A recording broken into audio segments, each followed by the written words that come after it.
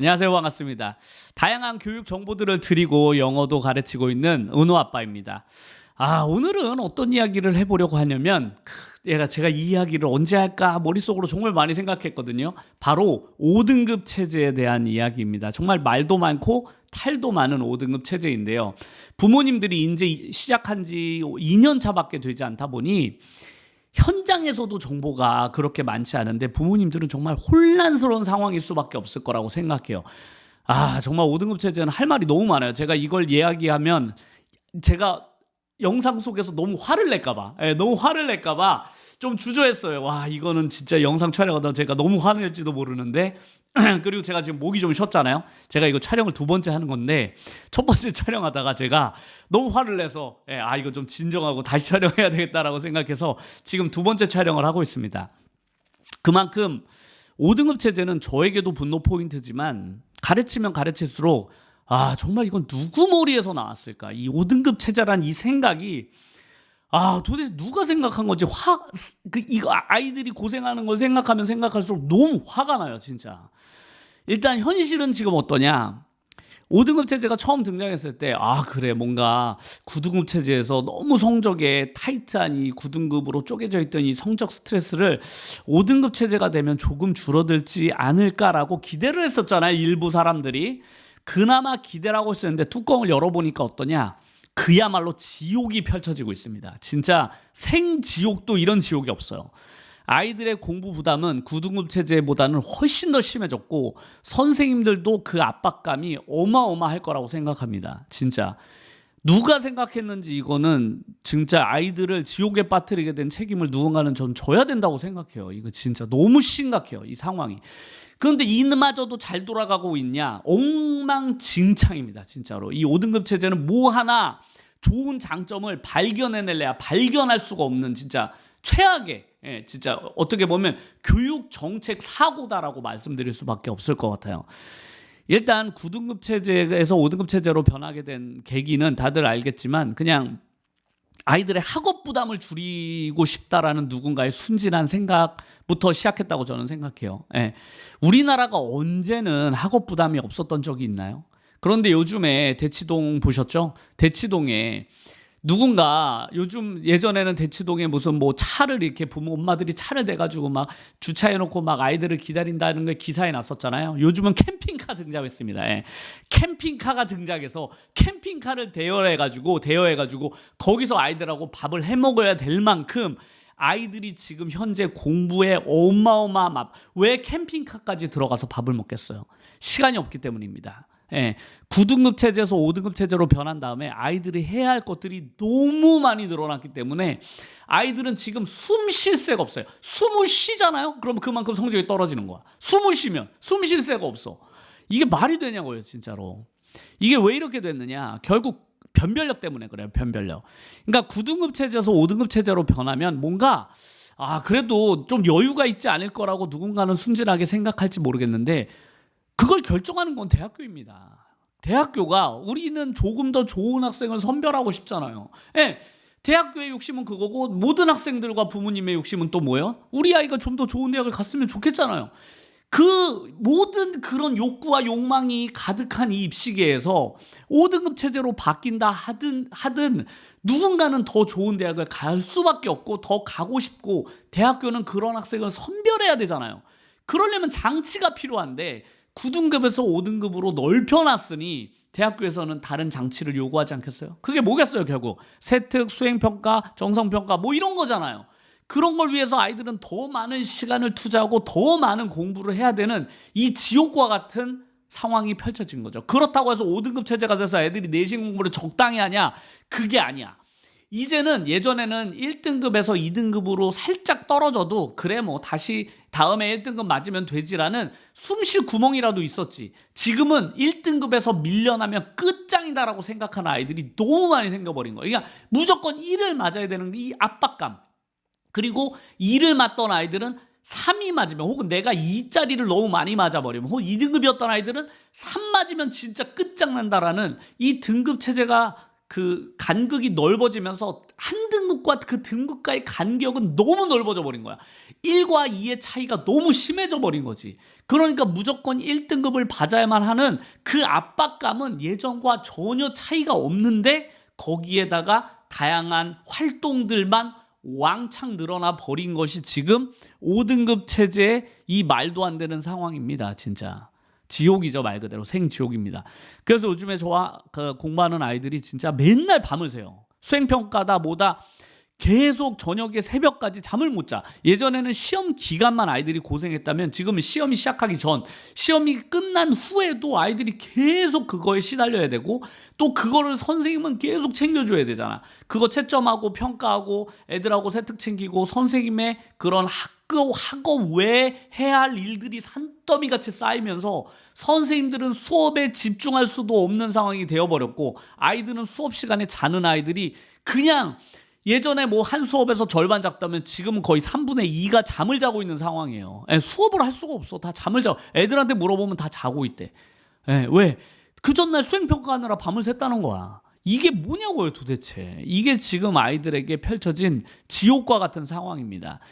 그런데 더 제가 분노하는 건 뭐냐면 그러면 기존의 취지대로 5등급 체제로 변환할 때 했던 말이 뭡니까?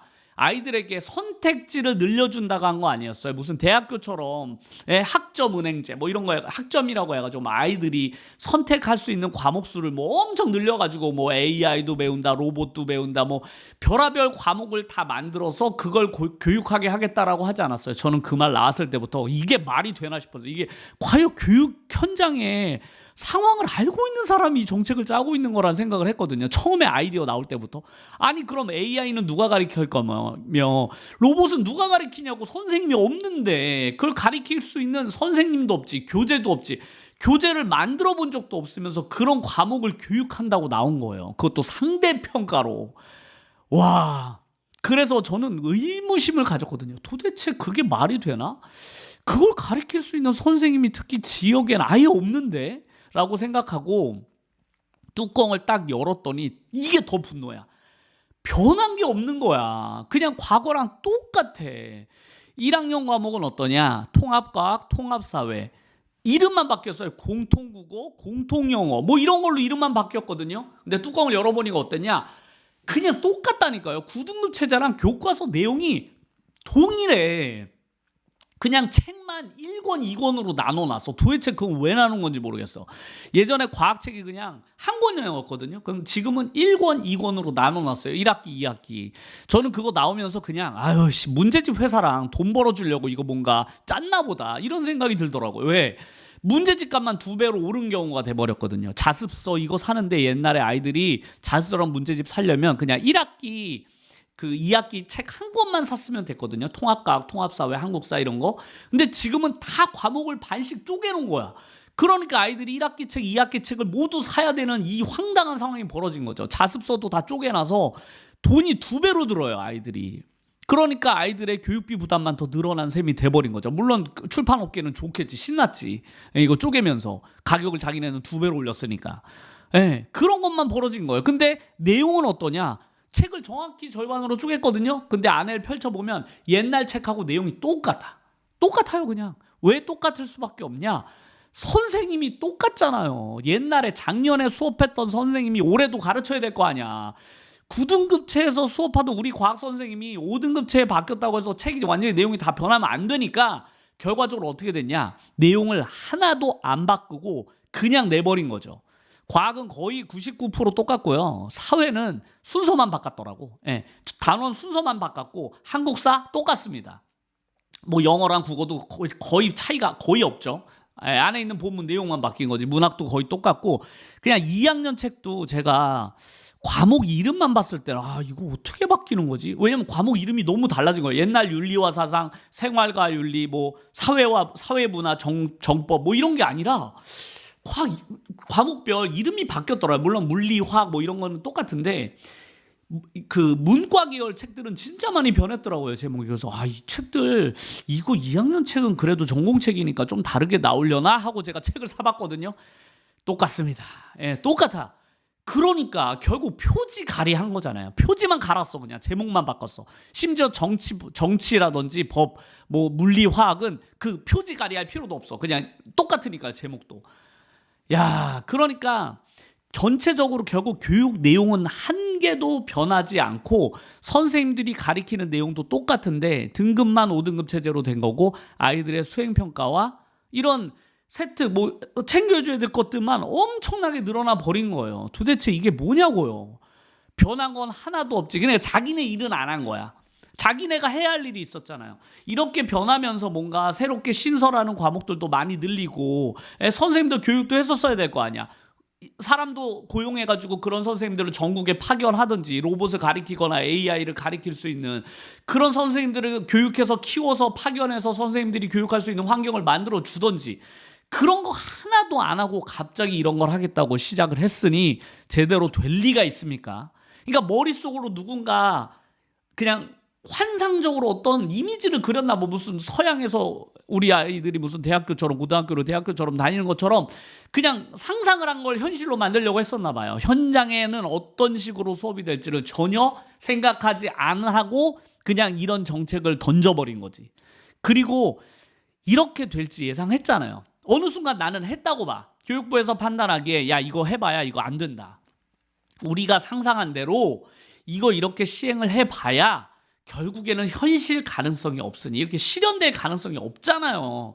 그러면 아야 이거 그냥 하지 말고 그냥 9등급 체제로 그냥 가자라고 했으면 이런 대혼란 상황은 없을 거야. 그래서 교육부에서는 전혀 준비하지도 않은 상태에서 이 5등급 체제를 그냥 실행을 해버렸고 현장에서는 위에서 그냥 하라는 대로 하니 책은 바뀌었지 선생님들은 이것저것 챙겨줘야 될 거는 많지 아이들은 그냥 시키는 대로 해야 되지 하니까 대학을 가려면요. 대학교 입장에서는 제가 5등급 체제로 변하면서 가장 우려했던 것이 아무리 세특과 수행평가랑 정성평가가 들어간다고 하더라도 이건 분명히 대학교 입장에서는 5등급 체제로 바뀌고 난 다음에 최상위권 대학, 그러니까 중위권이나 하위권 대학들은 뭐 기존에 하던 대로 그냥 평가해도 성적대로 줄 세우면 되기는 돼요. 근데 문제는 최상위권 대학교예요. 최상위권 대학교는 진짜 촘촘하단 말이에요. 진짜 촘촘해요. 그럼 거기서는 변별력은 도대체 뭘로 주려고 할까라고 했을 때 제가 그랬거든요. 이거 수능밖에는 답이 없는데 진짜 아직도 9등급 체제를 여전히 지키고 있는 수능밖에는 답이 없어서 이거 분명히 수능 최저가 더 강화될 수밖에 없을 것 같다라고 저는 5등급 이야기가 나왔을 때부터 제가 아이들한테 그랬거든요. 야 우리 수능 준비 좀 더 열심히 해야 되는 거 아니냐. 이거 5등급 체제가 되면 분명히 이거 변별력이 없기 때문에 수능으로 변별력 줄 수밖에 없다. 제가 그래서 그때부터 아이들한테 중학교 아이들부터 근데 그때 어떤 소문이 많이 돌았냐.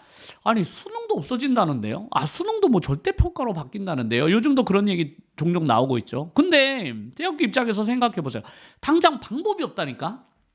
방법이 없어요. 변별력을 할 수 있는. 아무리 고등학교에서 우리들은 뭐 했습니다 가져와 봐야 대학교 입장에서 그걸 100% 믿을 수가 없거든. 결국엔 점수야. 제일 믿을 수 있는 건 점수인데 9등급체에서 5등급으로 바뀌면서 그 신뢰할 수 있는 점수 체계가 지금 옅어졌잖아요. 변별력이 사라졌잖아.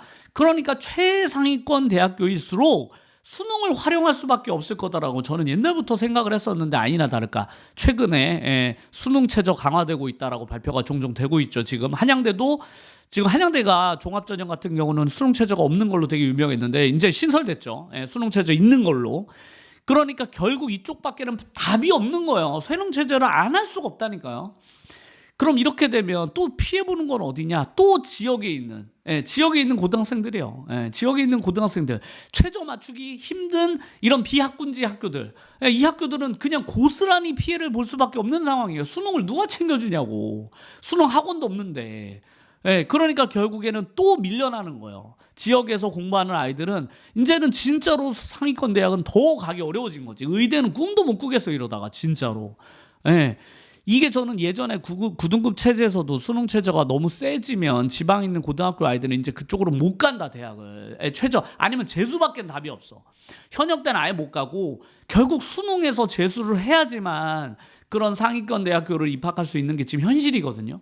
그런데 지금 이게 더 강화되면 아이들이 갈 수 있는 대학교가 더 낮아지는 거. 이제 한양대도 못 가게 생겼어. 지방에 있는데 그 학생들은 예전에 그래도 종합으로 어떻게든 한양대라도 뚫어보려고 했는데 이제 그것도 안 되는 거지. 점점 이거는 더 강화될 거라고 생각해요. 수능 최저는. 그러니까 결과적으로는 아이들이 내신도 해야 되지, 수행평가, 세특, 다양한 것도 준비해야 되지 하면서 수능도 옛날보다 더 빡세게 준비를 해야 되는 상황이 벌어진 거야. 이게 말이 되냐고요. 이 상황이 누군가는 납득이 되십니까? 진짜로? 이 납득이 안 돼. 근데 이게 저처럼 그럼 사교육 가르치는 사람들은 좋겠네라고 하지만 모르겠어요. 대치동에서는 좋아하는지. 근데 저처럼 그냥 일반적인 학원을 가르치는 그 선생님 입장에서는 정말 너무 자괴감이 들어. 왜냐면 학원에서 우리가 아무리 많은 걸 준비해줘도 결국엔 그 너무 높은 진입장벽을 계속 치니까 아이들이 그걸 넘지를 못하는 거야. 막 내신을 1등급 받으면 뭐 하냐고. 넘지를 못해. 자꾸만 정성평가가 더 세분화해서 들어가지, 면접 본다 하지, 수능 최저 강화된다고 하지 않으니까 지방에서 내신 공부를 아무리 죽어라고 해봐야 결국 차별대우 당할 수밖에 없는 입장이 되는 거죠. 예, 결국 지역 차별은 훨씬 심해지는 거고 일반고는 더 차별받게 되고 그 특목고 자사고의 쏠림 현상이 더욱 강해질 수밖에 없는 정책인 거예요. 이 5등급 체제가. 예, 그러니까 요즘에 특목 자사고 쪽으로 이제 슬슬 더 관심들을 가지고 있는 게 현실이지 않습니까? 이 5등급 체제에서 당연하죠. 예, 당연하지. 아마 내후년에 이제 입결이 나오기 시작하잖아요. 그럼 특목고 쏠림이 저는 훨씬 더 강해질 거라고 생각해요. 물론 서울로 고등학교를 서울 쪽으로 가려는 쏠림도 심해지겠죠. 그럼 이제 결국 서울 쪽으로 사람들은 더 많이 가려고 할 것이고 이제 서울 부동산 값은 더 오르겠지. 이 악순환을 끊어낼 수가 없는 거예요. 이대로 놔두게 되면. 그래서 저는 이 5등급 체제가 전반적으로 아이들에게도 너무 고통스럽고 누가 이걸 주먹구구식으로 그것도 어떻게 보면 그냥 갑자기 결정한 거거든요. 진짜 충분히 심사숙고를 했어야 됨에도 불구하고 현장에 있는 상황, 아이들이 공부할 수 있는 현장 상황을 전혀 고려하지 않고 누군가 그냥 즉흥적으로 결정한 것 같은 느낌. 그냥 결정해버린 거야. 그 과거에 의대생들 갑자기 그냥 그 생각하지 않고 의대생들 막 8,000명인가 한꺼번에 늘려가지고 막 난리가 났었잖아요. 그런 것처럼 그냥 누군가가 그냥 결정을 내려버린 거야. 근데 의대생 그 입학 정원수 늘린 거는 의대생들이 막 파업하고 이러면서 그거는 철회가 됐잖아요. 어떻게든 철회가 됐는데 이건 반발하는 사람이 없다 보니까 학생들도 뭘지도 모르고 그냥 반발하는 사람이 없으니까 그냥 그대로 진행이 돼버린 거지. 준비가 안 된 상태로. 그런데 이걸 시작하고 나니까 아 이게 지옥이었구나. 예, 아 살아있는 지옥이 이거였구나를 이제 선생님들, 학생들 모두가 겪고 있는 거죠. 예. 그리고 입결이 나게 되면 저는 그 차별이 훨씬 강화될 거라고 생각해서 사회적인 차별, 지역 차별, 예, 학군지 차별이 더 본격화돼. 지금도 이미 심한데 이거 앞으로는 더 강해지겠구나라는 우려를 하지 않을 수가 없습니다. 그래서 제가 이 5등급 체제의 문제점은 이런 지옥이 펼쳐진 아이들의 고생뿐만 아니라 이게 근본적인 문제가 뭔지를 몇 번 더 이야기할까요? 이런 정책을 누가 결정했으며 이게 왜 문제가 되는지, 그리고 이런 것들이 왜 아이들에게 앞으로 성장 과정에서 더 큰 문제를 발생할 것인지에 대해서 제가 근본적으로 가진 우려가 있거든요. 그런 건 다음 영상에서 좀 더 다뤄볼 테니까요. 다음 영상도 많은 시청해 주시면 감사드리겠습니다. 아 이거 봐봐, 목이 또 쉬었잖아. 5등급 체제는 이거를 부모님들도 잘 모르실 거야. 아이들이 진짜 어떤 고통을 당하고 있는지를 알면 이게 화가 날 수밖에 없거든요. 진짜로 너무 불쌍해. 애들이 너무 불쌍해요.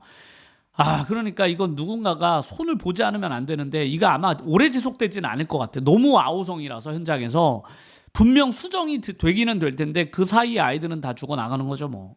근데 분명히 이게 바뀌긴 바뀌어야 되고 바뀔 것 같은 흐름은 있습니다. 이대로 누가 놔둘 수는 없어. 이게 이대로 어떻게 계속 진행이 돼요. 말이 안 되지. 현장이 다 망가지고 있는데. 그러니까 빨리 바뀌길 바랄 뿐이고 이거에 대한 앞으로의 제 우려사항도 몇 번 더 이야기를 해보겠습니다. 그럼 다음 영상도 많이 시청해 주시길 바라고 다음에도 더 좋은 영상 가지고 찾아뵙도록 하겠습니다. 끝까지 시청해 주셔서 감사드립니다.